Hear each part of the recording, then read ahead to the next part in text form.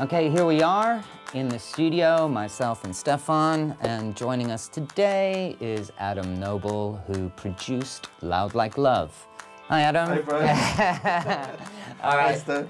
Before we get into sort of the meat and potatoes of how this album was made, can we just talk a little bit about your background and how you actually get into record producing? Yeah, background-wise, it's pretty much a kind of standard route into the business, probably the engineering route rather than the sort of artist route. I studied music and then got a job at a studio and kind of worked my way up. A lot of producers start off like making the tea, don't they? Is that how you started? Yeah, I was really good at that. Yeah, I was lucky to get a job at a studio, Air Studios in Hampstead. A lot of the artists that come through there are amazing. Production started happening quite early on as well. I went from being an assistant on an album with a band to co-producing it with that band because the producer had to leave and go elsewhere. And I think these opportunities come up quite a lot, and you just have to be ready for them, I think. Yeah, I guess that's how you get into producing, by sort of starting as almost like a substitute for the producer. Absolutely, you're kind of stepping in and you don't have a choice. Yeah, other people come into it from a different angle, like they've been part of a band or they've worked with an artist and they've become massive, and then all of a sudden you're the hot producer. One thing I wanted to talk about is that there seems to be a school of thought that's really, really fashionable at the moment, which is kind of epitomized in the Dave Grohl documentary, Sound City. I don't agree with this, and I'd like to get your opinion on this. It's like this school of thought is that you can't make an authentically good sounding record unless you use tape. Now, we didn't use tape on this record. No. How do you feel about that? A lot of the time you don't get a choice. You don't get a choice to use tape. It's expensive, it uses a lot of resources, and it's time consuming. I prefer Pro Tools. What people are getting at when they say that you have to make an album on tape, maybe they just want to make sure that you're a good enough musician to make a record properly. But there's a certain snobbery associated with tape, and lots of great records have been made on tape, and lots of bad records have been made on tape. I'm certainly grateful for, you know, the invention of Pro Tools. You know, there comes a point at every session where, when we make an album, when I turn around and I say to myself, thank God we're not making music in the '60s. Otherwise, we'd have to do it all again.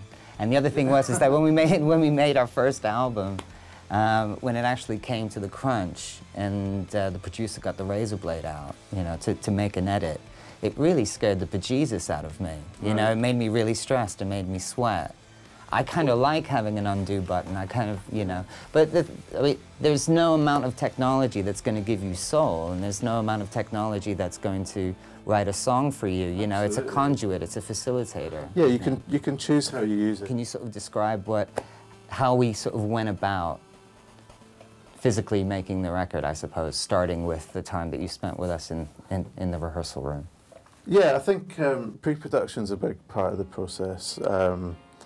I've worked on albums where there's been no pre-production, and you waste a huge amount of time in the studio, whether it's recording something and thinking you've got it, and then living with it and realising that you haven't got it at all. We already did that in pre-production. So just to make things clear, like pre-production is a sort of a period of time where a producer will spend with the band in the rehearsal room. We play the producer, in this case Adam, our ideas, you know, and he makes suggestions in terms of arrangement and instrumentation, and it's just a time really to sort of kind of experiment, come on a sort of, you know, settle on a winning formula, I suppose, for the song, kind of rehearse it into a form where we can then take it into the studio when we're ready to go and we're ready to record. Yeah, I remember the first day that we did pre-production, and it was a bit sudden for me because I didn't know whether I was going to be working with you or not until maybe the day before, and then got sent some demos and was able to listen to them and put some ideas together before we got in there. But obviously I was a little bit nervous. You've made a lot of albums and you've worked with a lot of great people, so I didn't know how you would respond to me. It was a bit of a risk that you took by coming to me, and I was really grateful that you were really open to some of the ideas that I had. Yeah, because it can be quite a sensitive atmosphere, because it's something that's very, very close to our hearts, and then someone you know, that we're trying to get to now is coming in, throwing in some suggestions. I mean, and that, I think for us it's very important to be very open to see what's best for the song, you know. And I mean, there were days that we left the studio, I mean, you know, less frustrated than other days, but most of the time, you know, you have to go through certain sort of tough days or kind of sort of sensitive moments to get the best. It's nice when you make a breakthrough, and it's nice when you try something that I've suggested and it works. Because the other way, I just feel stupid. Well, that's okay. I mean, I remember your catchphrase from it, you know, from around the period, which kind of continued into the recording process, was like when we tried an idea that didn't work, you'd say, "That's okay, nobody died." Nobody died. You know, and that kind of became the catchphrase of the session. And that's true. But I'd like to pick up on something that you mentioned earlier, is that you said you didn't really know that you were going to be working with us until like the day before that you met us in pre-production, and it's sort of. You know, is very, very true, because we kind of started working on this record quite accidentally, Absolutely, really. yeah, it was by accident. Yeah. In the summer of 2012. We just signed a new deal, and there was talk of doing a greatest hits record.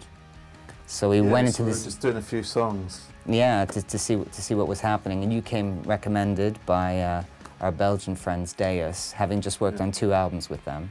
Then I guess what happened was that we found that we were sort of having, you know, such a good time in the studio that Steph and I went to the coffee shop and had a little chat and sort of went, "Have we started making our album already?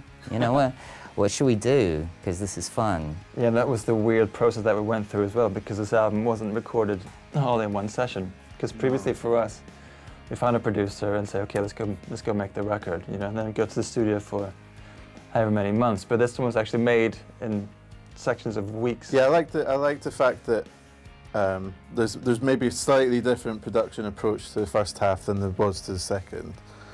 We probably got the first half of songs absolutely right in pre-production, and when we got in the studio, I was listening to Loud Like Love the other day, the song, and it really is pretty much a live take of the band, which is nice.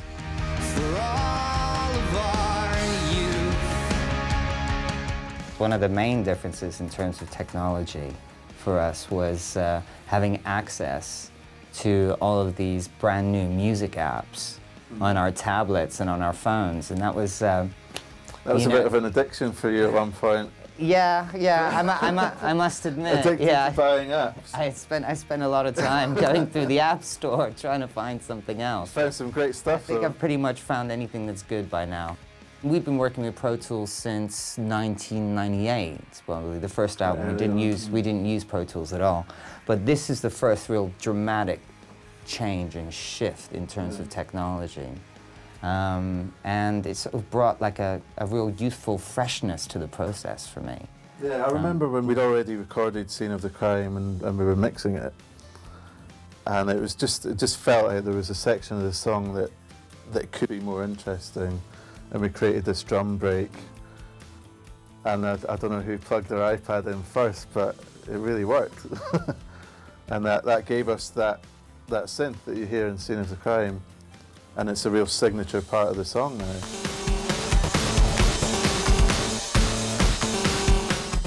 For me, it brought a sense of kind of childlike wonder about it, and like, you know, it's definitely. a new instrument. Yeah, but there's something toy-like about using a touchscreen device, you know, because you're free of kind of the limitations of the piano key or the strings on a guitar. Yeah, you could put expression into it if you knew how to use it.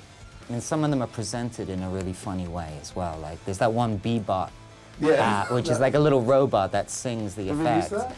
Yeah, we did in the end. Yeah, towards the end. What did we use that on? I think we used it on Exit Wounds. Okay, right. Yeah.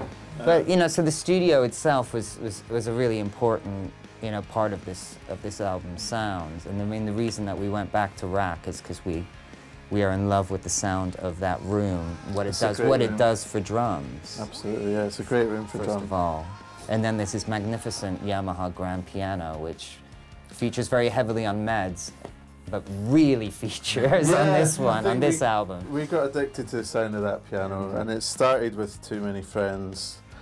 That intro used to be played on the guitar, and it just felt like the song didn't grow into anything when that intro was a guitar, because then for the rest of the song it was also just guitars, and just to change that and play it on the piano gave it so much more atmosphere. Yeah, I remember that moment actually when we first recorded that piano intro and Brian singing, and you were like, no, we can't have this, you know, it's too naked, no, it's too much, too now. You know, and we're like, no, we love it, you know, it's got to be like this. I was just running around screaming, total eclipse of the heart, total eclipse of the heart, total eclipse of the heart. It almost sounds like a synth. It's so bright, and it's such a great sound that you don't believe it's real, almost. And I think we got addicted to that piano, and I think it's on every song. And if it's not that piano, it's this piano or your piano. My computer thinks I'm gay. I threw that piece of junk away. So we mentioned Air Studios earlier. Now we went back to Air Studios on this session, so we kind of went a little bit full circle right back to your beginnings, didn't we? We did, yeah. Fiona Bryce, who's in your live band as well, she did some string arrangements for a few of the songs, and yeah, we're lucky enough to be able to record strings with a full string section, which not a lot of bands are able to do these days. Should we talk about Hold On To Me, because its gestation was kind of was interesting, at least, in terms of what how it started, and in terms of what myself and Bill, when we first sort of demoed the track, what we were trying to emulate. Yeah, so Hold On To Me was a Brian demo for possibly your solo record, and yeah, it was really interesting that it had strings come in halfway through, and how they came in a different key, and it's completely off-piece but completely brilliant. I didn't find out about this till later on, but apparently that was you and Bill trying to copy something that you hear in Umbrella by Rihanna. Yeah, I mean, basically it's one of my favorite pop songs, and we had this very linear track, you know, which is most of Hold On To Me. Yeah. But we needed it to change somehow, which is the orchestral break, and we started talking about Umbrella by Rihanna and how it just changes key for like 8 bars or 4 bars, you know, right slap bang in the middle, and it never comes back. And so we went back and actually timed the first part of the song to fit exactly as long as Umbrella, and then the second half of the song and the middle 8, you know, to be, and for there to be the same amount of key change between the key of Hold On To Me and where it goes in the middle 8, that also occurs in Umbrella. So we're trying to do Umbrella with completely different instruments. And yet it sounds nothing like it, and Fiona would be the first to agree that it was nothing like Umbrella, but it was a useful tool to create this section in the song, and the way it comes back in is just really amazing. That I loved it straight away. I think some people had their doubts about it, but yeah, it's a really nice moment.